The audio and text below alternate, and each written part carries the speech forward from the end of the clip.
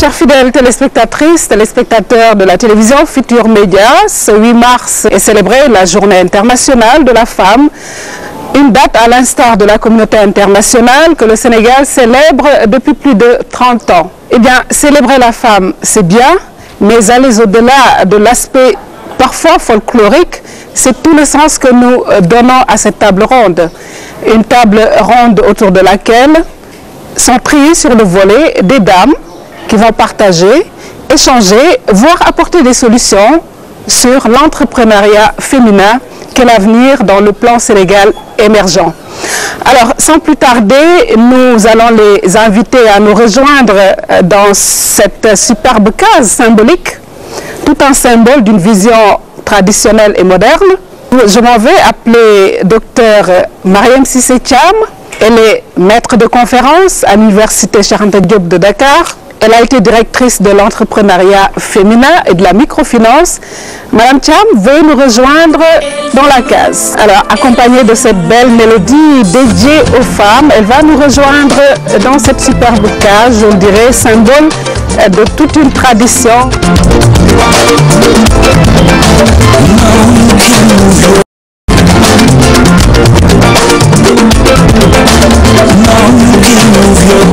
Alors, toujours accompagnée de cette mélodie dédiée aux femmes, j'invite Madame Sagar Tall. Elle est à la tête de l'entente féminine des SICAP, une organisation qui œuvre bien sûr pour le bien-être des femmes. Bienvenue.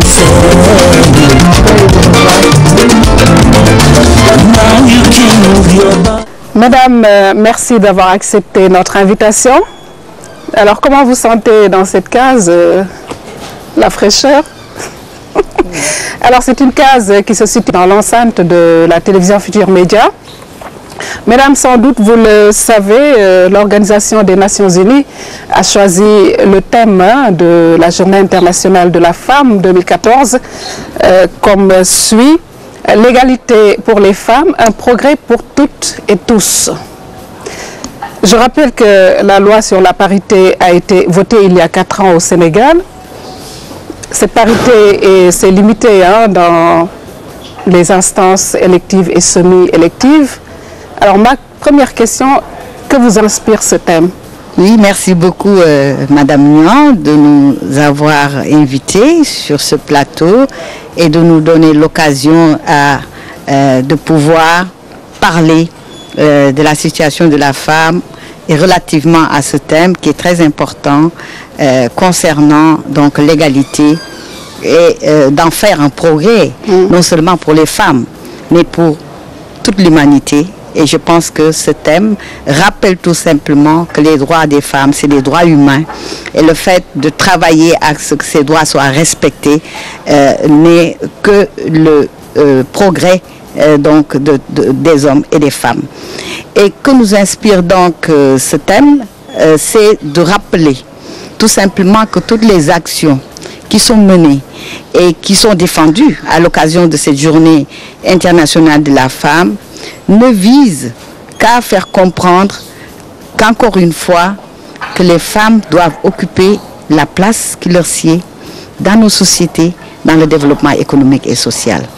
Merci Madame Thiam. Je poserai la même question à Madame Tall. Que vous inspire ce thème? Merci beaucoup Madame Nian et toutes mes salutations à ma doyenne Madame Thiam. C'est un thème, je dirais, qui vient à son heure. C'est un thème qui vient à son heure et qui nous rappelle tout simplement que le droit de la femme est un droit inné. Toutes les religions révélées ont placé les femmes à une place primordiale et les femmes également l'ont toujours joué. Et il faut tout simplement matérialiser ce droit par l'égalité absolue, parce que jusque-là, il y a des points d'ombre qui restent à être éclairés. Et dans le cadre de la parité, comme vous le dites, effectivement, la parité a été signée, elle est effective, la loi a été promulguée. Mais il reste encore des efforts à faire parce que les instances électives, oui, la parité, oui, mais ce qui est le plus important, c'est dans l'exécutif des des instances, des fonctions électives. Justement, vous le dites, hein, Madame Tall, il y a des points d'ombre, mais toujours concernant cette parité au niveau des instances électives et semi-électives, sur quel indice de performance on peut se baser pour parler de progrès liés à la parité? L'indice de performance sur lesquels on pourrait se baser. Parce qu'on voit, par exemple, si je prends l'exemple d'un pays comme le Rwanda, les femmes représentent au niveau du Parlement plus de 50%. Et ça veut dire qu'aujourd'hui, il y a un manque de volonté au sein des instances ici au Sénégal. Un manque de volonté ou alors une frilosité. Moi, je parlerais plutôt d'une frilosité. Venant des femmes? Non, pas venant des femmes, mais plutôt venant des politiques. Parce qu'une loi, quand même, elle est votée par les politiques. Il suffit donc que la loi soit revue et que cette parité soit appliquée à l'absolu, aussi bien dans l'exécutif des instances que dans le fonctionnement. Et donc, le Rwanda a appliqué la parité dans son entièreté. Et donc, vous voyez maintenant la position du Rwanda, leur taux de croissance, la tenue même du pays, les instances, le fonctionnement même de la République. Vous voyez un tout petit peu l'influence positive, l'impact positif que la présence des femmes apporte à la gestion même du pays, de la nation rwandaise. Alors, Madame Thiam, vous partagez cet avis. Le Rwanda, c'est vrai que c'est un modèle pour l'Afrique. C'est un modèle pour l'Afrique et vous avez bien raison d'évoquer ces points d'ombre. Parce qu'effectivement, le Sénégal s'est projeté pour cette loi, mais on a eu des réticences et c'est ce qui fait que nous n'avons pas le taux absolu de 50%. C'est les femmes qui ont eu des réticences quand vous dites on... Absolument pas, les femmes sont là. Les femmes, j'ai été dans le mouvement au niveau des grilles du Palais de la République quand on réclamait la parité et c'était un long processus, c'est une longue marche. Ce sont les hommes qui sont réticents? Ben, ce sont les hommes qui sont réticents et vous savez, j'étais étonnée parfois avant la tenue des élections pour les législatives, parlementaires, des hommes intellectuels qui disaient pour les listes qu'ils ne voyaient pas pourquoi on devait absolument avoir la parité sur les listes, qui remettaient en question en se disant qu'ils ont sué, ils ont transpiré, ils ont mouillé leur chemise, ils ne voient pas pourquoi on vient leur imposer donc d'avoir des femmes à leur place. Mais alors, où se situe... Et des hommes grandement intellectuels de l'Assemblée. Où se situe alors le blocage? Est-ce un problème de technique de leadership? Oui, les techniques de leadership, notamment féminins, vous savez, c'est remis en question par certains hommes qui ont encore cette réticence et qui se disent, écoutez, il faut laisser la loi là pour tout le monde, égalitaire pour tout le monde, donc il n'y a pas de raison qu'on privilégie. Ça, c'est une attitude pour aller contre le leadership féminin. Et malheureusement, cette attitude, on la retrouve chez les hommes, à tous les niveaux. Que ce soit de grands intellectuels, des avocats, etc. Je ne veux pas citer. Mais en tout cas, voilà, ces réticences sont là. Mais il faut dire qu'un pas important a été fait. Parce que quand même, nous n'avions pas ce nombre. Et je pense avoir assisté déjà à une présentation de notre budget au niveau de l'Assemblée nationale. On a vu tout de suite la différence. Parce que quand les femmes ont été plus présentes, on a vu le niveau d'intervention. Parce que, justement, les politiques ont été obligés, pour confectionner leur liste, de cibler des femmes qui avaient quand même un certain niveau. Dans cette commission finance pour se retrouver. Oui, dans cette commission finance, j'ai vu les interventions. Et on sent la qualité. Mais encore une fois, c'est un pas important. Mais il faut savoir qu'il y a beaucoup de travail à faire en amont. Parce que l'effectivité de la parité doit se sentir, non seulement au niveau de ces mandats électifs, mais doit se sentir quant à l'accès aux ressources, au savoir, aux connaissances, aux ressources financières, quand les femmes ont besoin de créer, vous en viendrez tout à l'heure. Mais de façon globale, l'égalité, c'est cela. Faire en sorte que les hommes et les femmes soient égaux devant les opportunités qui s'offrent à eux. Mais également, Madame Thiam, Docteur Thiam, également aussi, qu'on parle aussi de compétences. Absolument. Dans l'équité aussi, qu'on prenne en compte les compétences. Absolument. C'est pour ça que je dis c'est le travail en amont, particulièrement en ce qui concerne l'éducation. Aujourd'hui, on a réussi l'accès au niveau du primaire. Mais il faut aller plus loin. Il faut qu'on retrouve les femmes au niveau supérieur, au niveau secondaire et supérieur, parce que vous allez les voir disparaître quand on sera dans l'enseignement supérieur. Madame Tal, ce n'est donc pas encore l'hégémonie féminine? Pas encore, mais nous y tendons. Nous y tendons parce que nous y croyons. Et effectivement, comme le disait Madame Thiam, les femmes sont là. De toute façon, nous ne sommes plus disposés à jouer les seconds rôles. Ça, il faudrait que vraiment nos pères, nos oncles, nos chers époux, nos frères se le tiennent pour dire, et qu'ils sachent que quant aux compétences, les femmes sont là, hein, aussi compétentes que les hommes. Il faut tout simplement nous laisser nous éclore et qu'on arrête tout simplement de nous asphyxier, hein, ou alors de nous bloquer. Hein. Il faut nous laisser nous éclore, il faut nous laisser développer nos possibilités et nos capacités, hein, parce que, comme le disait tout de suite Madame Thiam, et également nous les mères, qu'on essaye aussi de jouer nos rôles au niveau de la petite enfance, qu'on puisse laisser les filles terminer leur cursus scolaire, aller jusqu'au niveau supérieur. Parce que déjà, rien qu'à voir les niveaux scolaires au niveau du primaire, de l'élémentaire, du secondaire, hein, c'est les filles qui sont toujours au devant.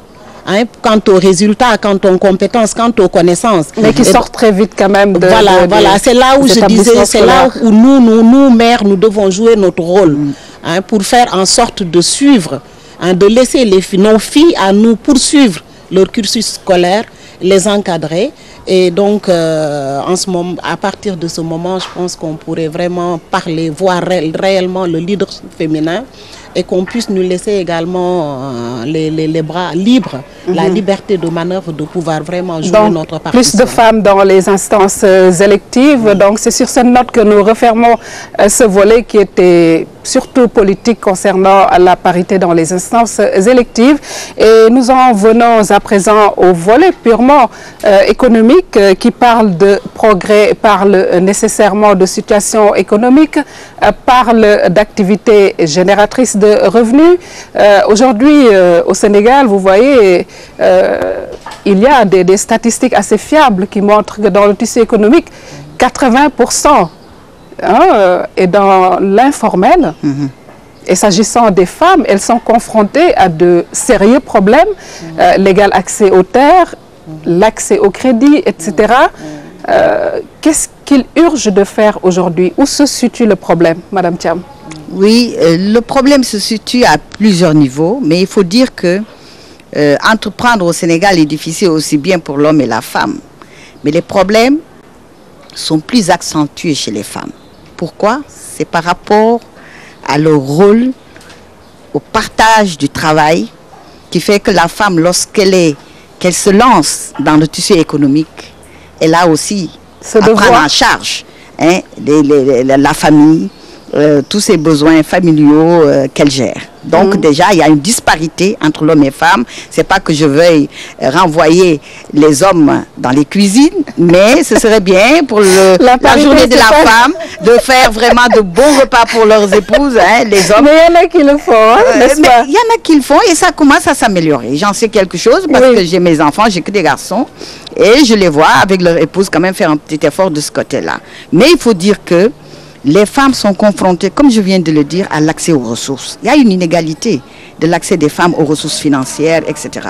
Ce qui fait que aujourd'hui, il nous faut aller vers quand même une nouvelle politique de promotion de la femme. On ne peut pas, à l'ère du numérique, vous sortez de l'analogie pour aller vers le numérique, à l'ère vraiment de l'innovation, que l'on trouve encore l'institution qui est là et qui gère les problèmes d'écumoire, de marmite, etc. Il faut qu'on accompagne véritablement les femmes dans la création d'entreprises modernes, de taille conséquente dans nos porteurs de l'économie. Elles peuvent le faire. Elles sont dans toutes les filières de l'économie. Quand j'étais directrice de l'entrepreneuriat féminin, nous avons beaucoup travaillé à travers des études pour essayer de voir où se trouvent les femmes dans leurs activités économiques. Elles sont partout. Et la transformation des produits agricoles, dans le domaine de l'industrie, du textile, etc., de l'artisanat, elles font des merveilles. Mais le problème, c'est qu'encore une fois, on peine à avoir une véritable prise en charge des besoins de ces femmes. Mais Mme Tam, comment tirer ce secteur informel vers le haut pour au moins, à l'image des petites et moyennes entreprises, qu'elles soient structurées? La volonté de structuration est là. La volonté de structuration est là. Il suffit simplement, comme l'a si bien dit le docteur Thiam, qu'on permette aux femmes un égal accès aux ressources. Okay. Parce qu'aujourd'hui, une femme qui doit, par exemple, demander le financement de son activité est obligée de se référer à une caution de son époux ou alors à une caution d'un homme. Ça, c'est le grand problème. Les femmes ne sont pas laissées à elles-mêmes. Il reste, je pense que c'est un problème aussi culturel qu'il faudrait essayer de revoir, d'être à niveau du développement économique mondial et de permettre aux femmes vraiment de pouvoir se prendre en charge de manière autonome.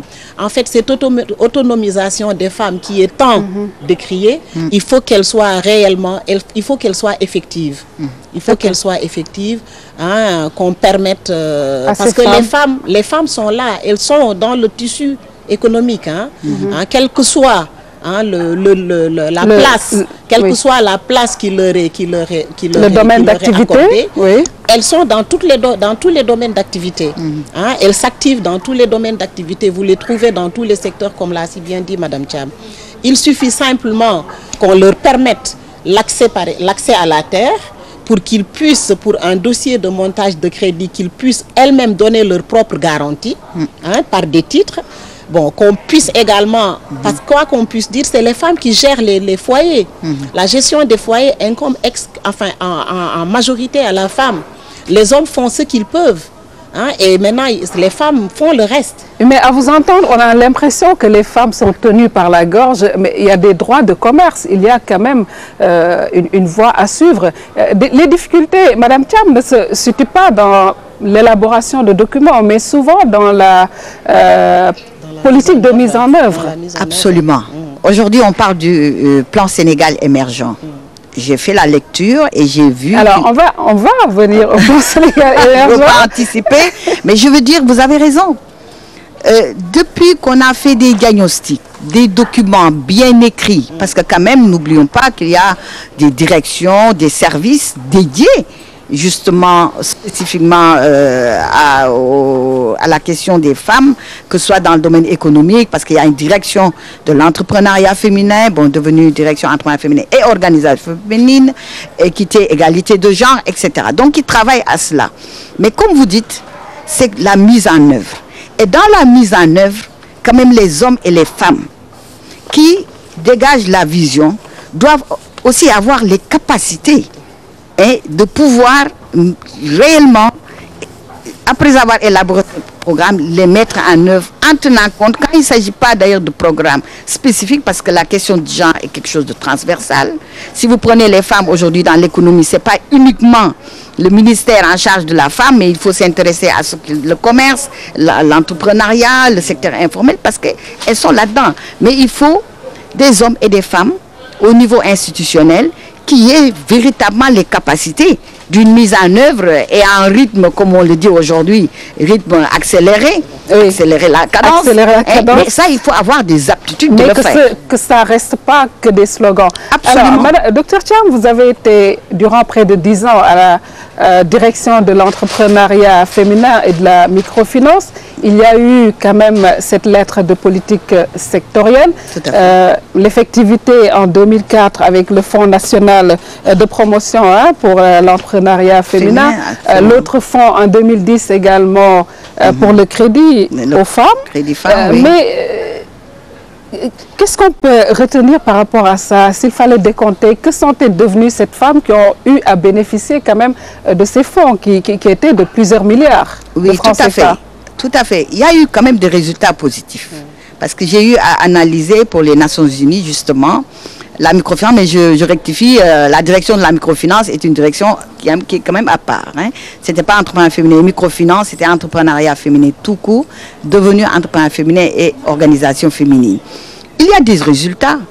Il y a eu des femmes qui ont décollé, qui partaient de toutes petites unités de production dans des écoles, dans une salle de classe, et aujourd'hui, qui sont dans des bâtiments avec niveau 2 et qui exportent, qui vont au CIA de Paris, etc. Donc, il y a des femmes... le bilan a été positif? Pour certaines. Mais quand vous faites le ratio du nombre de femmes qui ont réussi, par rapport au nombre de milliards qui ont été investis, quand même les résultats restent mitigés. Ça veut dire que quelque part, parce que on a même analysé ces femmes qui ont réussi.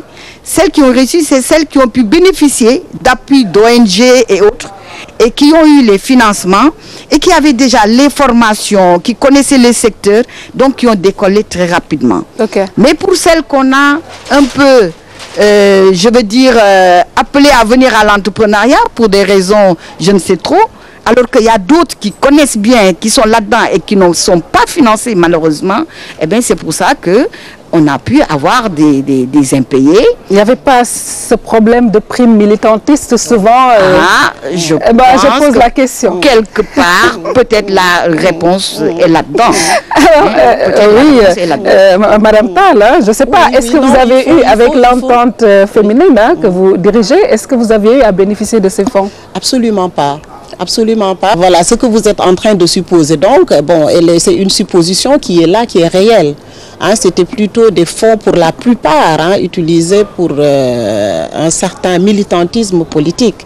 Et donc, les réels bénéficiaires, celles qui en ont réellement, celles qui pouvaient vraiment rendre ces fonds productifs, avec un résultat certain, n'ont pas été généralement financés. Parce qu'il faut appartenir au parti au pouvoir, ou donc pour pouvoir bénéficier de ces fonds. Bon, peut-être le seul nombre qui peut en bénéficier sans faire partie de la politique, c'est simplement pour cacher un peu la forêt. Okay. Mais l'autre difficulté qu'il y avait, c'était le défaut de financement, de formation à l'amont. Parce que pour financer, bon, les finances, c'est quand même une science. Pour pouvoir vraiment s'en sortir, il faut l'apprendre. Il faut donc une formation à la base, former les femmes aux techniques basiques de la gestion, les accompagner et leur faire bénéficier d'une mise à niveau régulière. Et c'est ce qui manque généralement. Mais quand même, ces financements, comme l'a si bien dit Madame Cham, ne sont pas aussi négatifs que cela. Les résultats sont là parce que quand même le niveau d'entrepreneuriat des femmes a également été relevé. Oui, le niveau, ça a été revu en hausse. Ça a été relevé. Le niveau de l'entrepreneuriat a été quand même relevé. Oui, mais il reste beaucoup à faire. Ah oui, il reste beaucoup. Alors, nous en venons au plan Sénégal émergent, qui fait le buzz depuis quelque temps. Et l'opposition, d'aucuns espèrent tout simplement que ça ne va pas rester qu'un slogan. Alors, aujourd'hui, qui parle d'investissement stratégique pense à certaines structures financières telles que le Fonds 6, telles que le Fonds GIP, la BNDE, la Banque nationale de développement économique, entre autres, le système financier décentralisé. Absolument. Alors, toutes ces structures, aujourd'hui, on parle, par rapport au plan Sénégal émergent, de 27-28 projets prévus. Alors, les femmes ont une bonne place dans ce projet-là, selon le président de la République, Macky Sall. Je vous lis d'ailleurs cet extrait du discours du président au Club de Paris. Nous voulons une société plus équitable, une société qui, au-delà de la parité homme-femme instaurée dans nos instances électives, ouvre à sa composante féminine la diversification des compétences et des postes de responsabilité. Alors, en termes de perspective, sous quelle forme de partenariat vous pensez adhérer à ce plan Sénégal émergent? Oui, on salue donc cette initiative de Monsieur le Président de la République. Je crois que ça s'est ressenti quand même dans la vision et dans la déclinaison même des axes prioritaires. Et là, effectivement, il a été évoqué cette question d'équité et d'égalité de genre, oui, et essayer de faire en sorte que les femmes soient vraiment au cœur de tous ces dispositifs donc de développement économique et social à travers ces différents instruments. Oui, mais attendez-vous que l'État vienne vers vous ou vous allez quand même aller vers l'État? Oui, je pense que vous avez tout à fait raison. Il ne faut pas non plus attendre qu'on vous appelle pour venir. Je crois que le premier dispositif, c'est le ministère de la Femme, oui, qui a en charge donc de mettre en place un comité consultatif de la femme et de pouvoir travailler, d'en faire un instrument de vraiment polariser toutes les organisations de femmes pour justement pouvoir évaluer ce document. Parce que c'est cela qu'il faut aujourd'hui. Il faut suivre ce plan émergent, voir l'effectivité et pouvoir tirer sur des sonnettes d'alarme dès qu'on sent qu'il y a des écarts ou que vraiment ce qui est dit n'est pas réellement fait. Et dans ce cadre, vous avez raison, est-ce qu'il faut attendre? Il faut absolument aller vers ce département, parce que là aussi, le ministre qui vient d'arriver ne peut pas connaître toutes les organisations, et lui donner l'opportunité de pouvoir élaborer un partenariat avec tous les groupements de femmes, à titre individuel ou à titre collectif. On a besoin de se renforcer, on a besoin de toutes les compétences féminines sans aucune coloration. Il faut qu'on arrive véritablement pour la question de la problématique de la promotion des femmes, de faire ce saut important, qualitatif, en nous disant qu'il nous faut associer tout le monde, toutes les compétences, aussi bien du monde urbain comme du monde rural. Parce justement, que vous savez, nous avons à apprendre beaucoup des femmes rurales.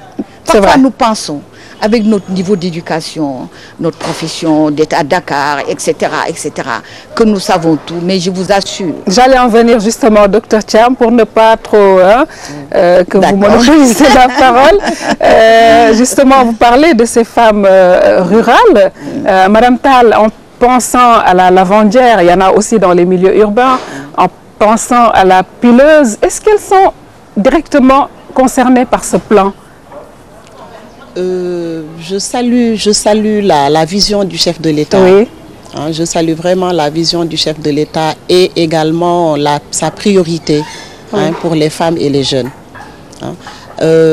Pour ce plan Sénégal émergent, oui, la femme rurale pourrait effectivement bien se sentir, mais je pense que pour le déroulement, pour l'effectivité du plan Sénégal émergent, comme le souhaite le chef de l'État, il y a aussi un travail à faire au niveau des populations. Lequel Alors, c'est d'abord, il y a des préalables. Il y a des préalables, il faut qu'on revoie nos comportements. Il faut qu'on arrête qu'on aille au travail, comme le dit le chef de l'État, qu'on accepte de travailler sans tricher, effectivement, qu'on le fasse, parce que le Sénégalais en général, voilà, vous savez ce que je veux dire.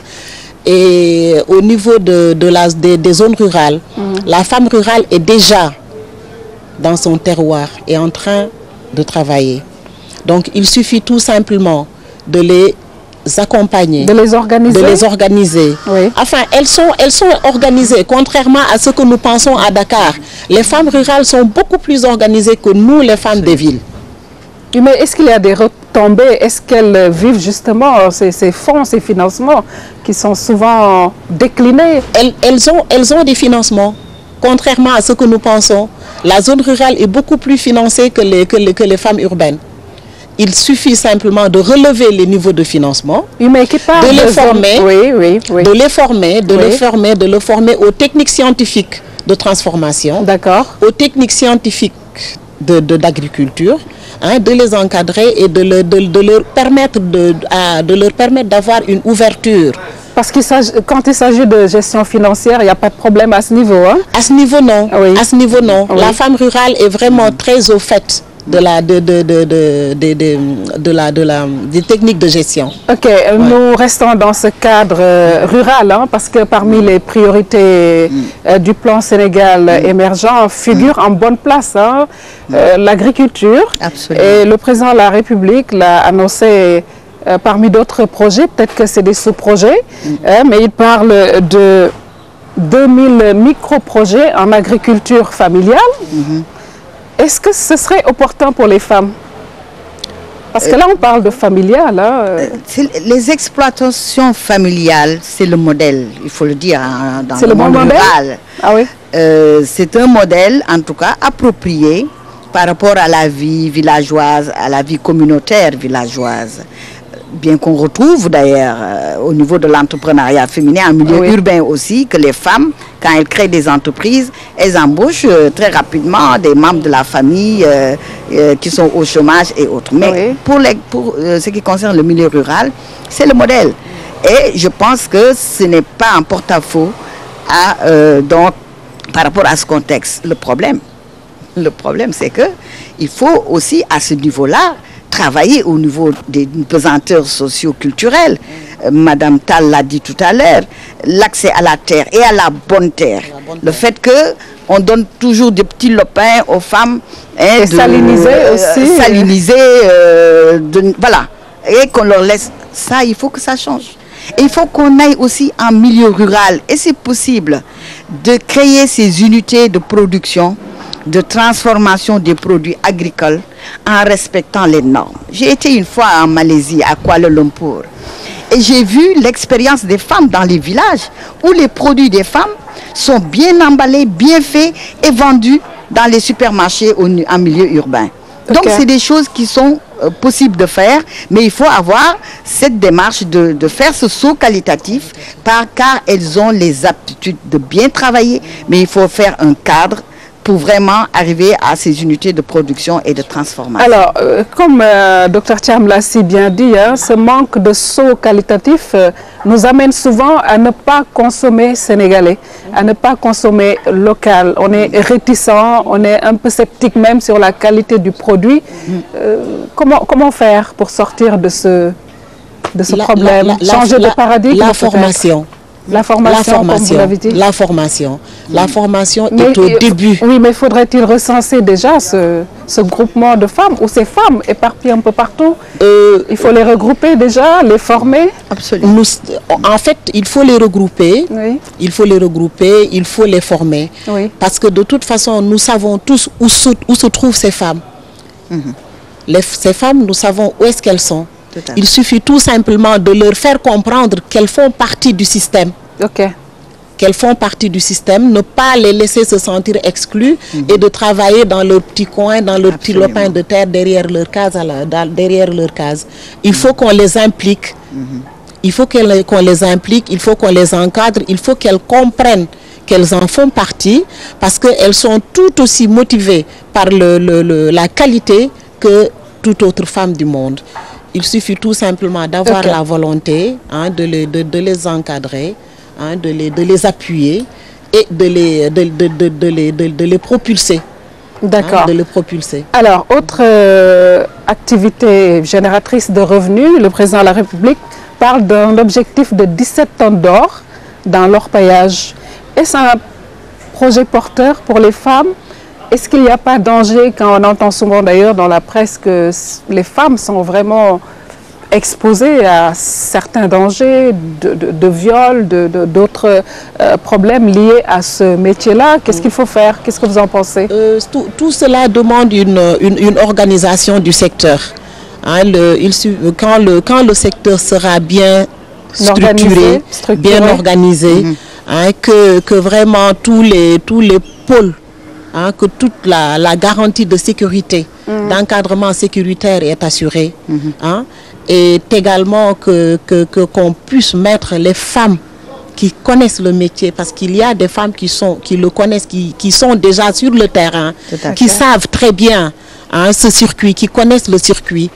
Alors il suffit tout simplement d'aller vers ces femmes, de les organiser, de les sécuriser et de les renforcer dans leurs compétences, dans leurs connaissances.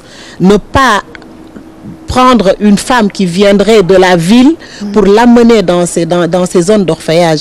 Il faudrait qu'on aille vers celles-là qui sont déjà dans le secteur, les encadrer, les renforcer et leur donner les moyens techniques hein, leur donner le moyen technique, la formation technique pour pouvoir vraiment évoluer et justement tirer leur épingle du jeu de ce. D'accord. Alors, beaucoup de travail à faire hein, dans vraiment le domaine de la femme, les secteurs d'activité génératrices de revenus, beaucoup de travail à faire.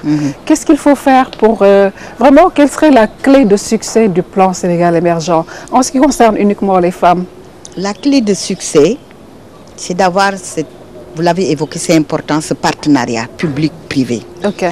Il faut que les institutions de l'État qui sont mises en œuvre, qui sont placées, qui sont là pour mettre en œuvre, qu'elles aient cette démarche participative en se disant qu'il faut que celles qui sont, les femmes particulièrement, dans ce secteur privé, qu'on les associe, aussi bien à la formulation des politiques qu'à la mise en œuvre.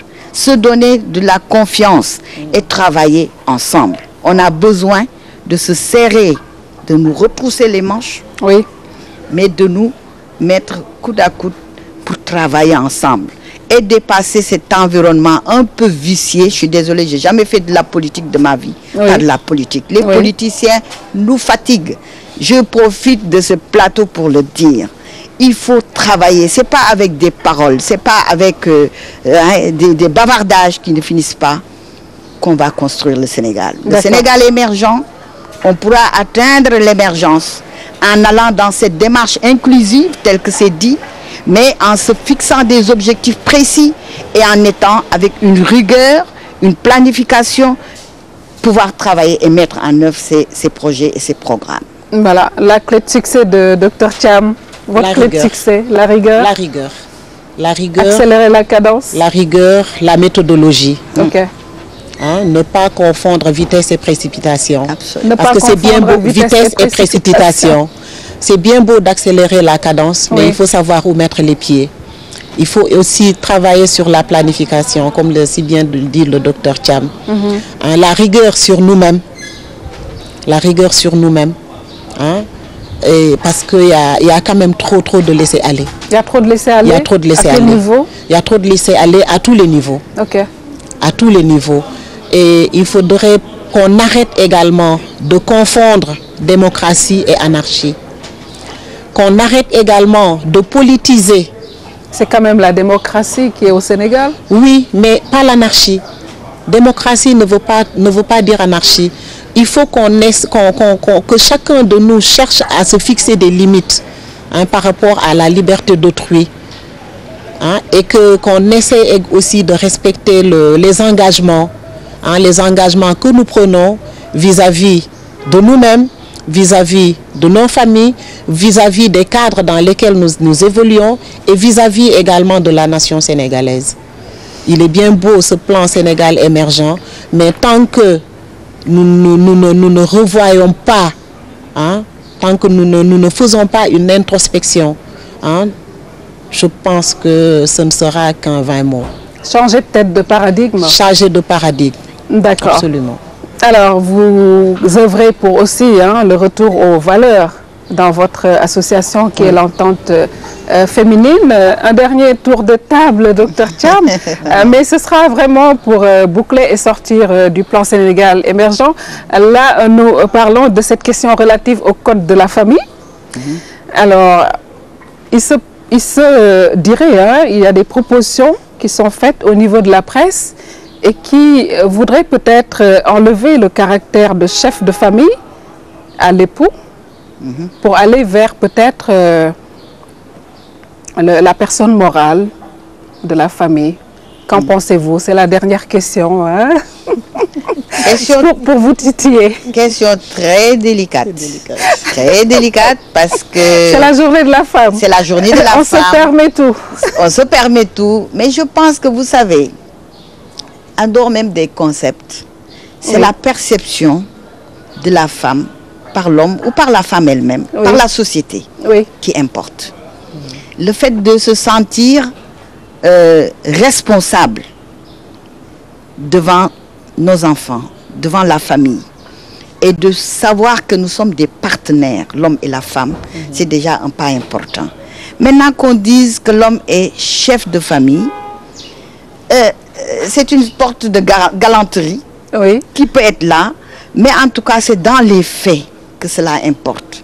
Que l'on sache que l'homme sache que la femme est son partenaire et qu'il faut la traiter donc à égalité et essayer de pouvoir ensemble vraiment aller dans une démarche qui fasse qu'elle sente que c'est une personne, Oui. une citoyenne, qu'elle a tous ses droits et qu'il faut respecter ses Et qui l'accompagne. Oui. Alors, Madame Tall, derrière tout grand homme, on le dit, il y a une grande dame. Absolument. Derrière ou à côté d'ailleurs? Bon, d'ailleurs, par rapport à cette proposition sur le caractère de chef de famille, votre avis? C'est l'adage qui dit que derrière tout grand homme se cache une grande dame. Mais en réalité, les galants, les élégants ont leur épouse à côté d'eux. Et ils ne font rien sans les consulter. À côté et non derrière? Non, à côté. D'accord. À côté. Hein, ils ne font rien sans les consulter. À la limite, on peut même considérer que pour la plupart des hommes qui réussissent, ils ont leur dame à côté. Et ce sont les dames qui définissent leur plan de vie. Qui définissent leur plan de vie. Et c'est cette confiance, ce partenariat, comme l'a si bien dit Madame Thiam, qui fait que dans le couple, cette responsabilité de l'homme, cette responsabilité morale, ce caractère de chef, bon, chef, on le mettrait entre guillemets, Oui. mais c'est en réalité une responsabilité morale. Il n'y a pas péril en la demeure. Il n'y a pas péril à la demeure. D'accord. Moi, je ne vois pas d'inconvénient entre chef de famille et responsable moral. De toute façon, bon, il faut quand même également qu'on donne à l'homme sa place qui est dans la maison et que cet homme comprenne le rôle qu'il doit jouer dans la maison et qu'il prenne son épouse comme partenaire, ses enfants comme des amis et la famille et l'harmonie de la famille est bien installée. Voilà, merci à vous, Madame Tall. Je rappelle que la présidente de l'entente féminine des SICAP qui était avec nous sur ce plateau, également docteur Mariam Cissé Thiam, qui est donc maître de conférence à l'Université Cheikh Anta Diop de Dakar, à la faculté des sciences et techniques en physiologie, qui a été durant près de 10 ans à la tête de la direction de l'entrepreneuriat féminin tout court. Hein. Il n'y a pas la microfinance. Non, en ce moment, c'est tout court. Oui. Alors, dernier tour de table, quel message vous lancez à ces braves dames aujourd'hui qui nous écoutent? D'abord, leur souhaiter une très bonne fête pour le 8 mars, mais leur dire qu'il faut qu'elles aient confiance en elles-mêmes. Parce que c'est la part, d'abord, d'elles. Oui. Qu'elles se sentent des citoyennes, comme je l'ai dit, à part entière. Et là, elles auront toute l'aptitude de faire en sorte qu'elles puissent revendiquer, quand ce n'est pas le cas, d'accéder à tous leurs droits. Donc, bonne fête à toutes ces femmes et surtout une pensée particulière aux femmes du monde rural. D'accord. Votre message, Madame Tall? Une très très bonne fête à toutes les femmes. Et que cette journée de la femme soit plutôt une année de la femme. Que les femmes, comme l'a dit Madame Thiam, croient en elles et n'attendent pas, ne fassent pas l'objet, ne jouent pas un rôle attentiste. Qu'elles aillent prendre leurs responsabilités dans les destinées de ce pays, qu'elles aillent elles-mêmes jouer leur rôle sans attendre qu'on leur offre quoi que ce soit, parce que rien n'est acquis d'avance. Bravo à toutes les femmes du monde et bravo à la femme africaine. C'est sur cette note d'espoir que nous refermons cette table ronde consacrée à la Journée internationale de la femme. Mesdames, merci d'être restées dans la case. On va se lever pour se dire au revoir et se souhaiter bonne fête.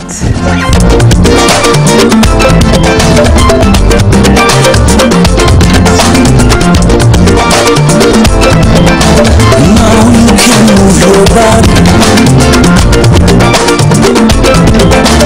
Now you can move your body.